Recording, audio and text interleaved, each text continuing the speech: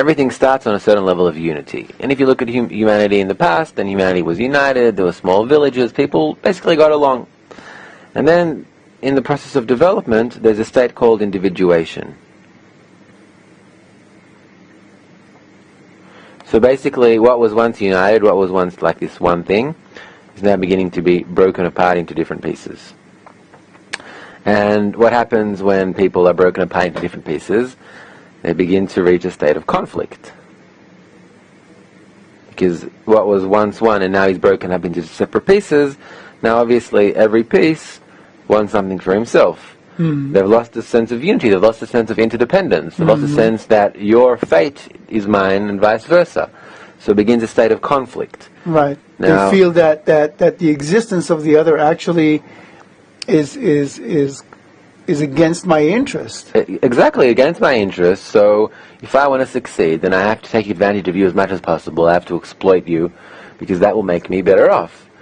Forgetting that if we were once this one cell, and although we've been separated, we're still on some level connected, forgetting about that, forgetting that we're actually built to be connected. Exactly, so that's already a stage where we lose the sense that we are part of one system. We lose a sense, yes. That's already in the individuation. The conflict is when we completely lose the sense that we were once connected. We were once one. And then what happens after conflict? Conflict isn't a good state. Conflict is wars, it's crises, it's hunger, it's famine, it's depression. It's everything bad we're seeing in the world today. Right. So people start making alliances. They start making alliances. They start figuring out how we can improve that situation. And then there's a state of negotiation.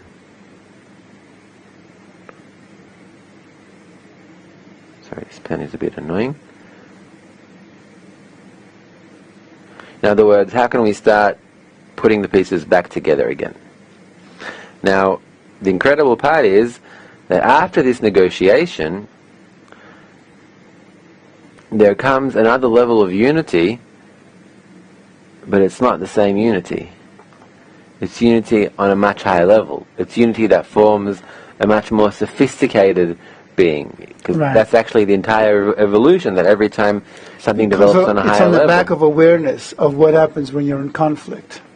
Exactly. It's like these cells, when they already have been through this state of individuation and conflict and negotiation, and they above that create this unity, then it forms like a higher being, a higher level, a higher state. And I think this is, although she speaks about development of biological cells and about the biological level, no, it's exactly the process that humanity is going through. Yeah, I think this exactly fits humanity, and I think right now we're kind of in the somewhere in between the state of conflict and the state of negotiation. I was hoping we are more climbing from the negotiation stage toward the unity.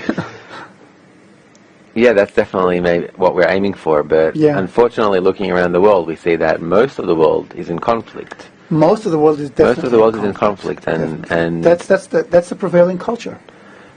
And it seems like the only thing they're lacking is a method to enable them to negotiate correctly. Because the next state after conflict is negotiation. But it's not working because people don't know how to negotiate. They don't know how to start creating these good, positive connections. They know it's better for them, they feel it's better for them, but they're lacking a method to do so. I think that's exactly what we're talking about here. And that's exactly where the Jews come in.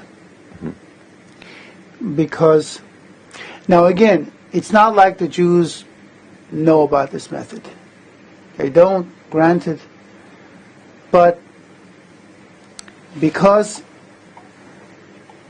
at some point they did, and because we're talking about the evolution of desires, if you remember lesson number 2, then like an unconscious memory of that method and of the existence of that state of unity remains within the Jews.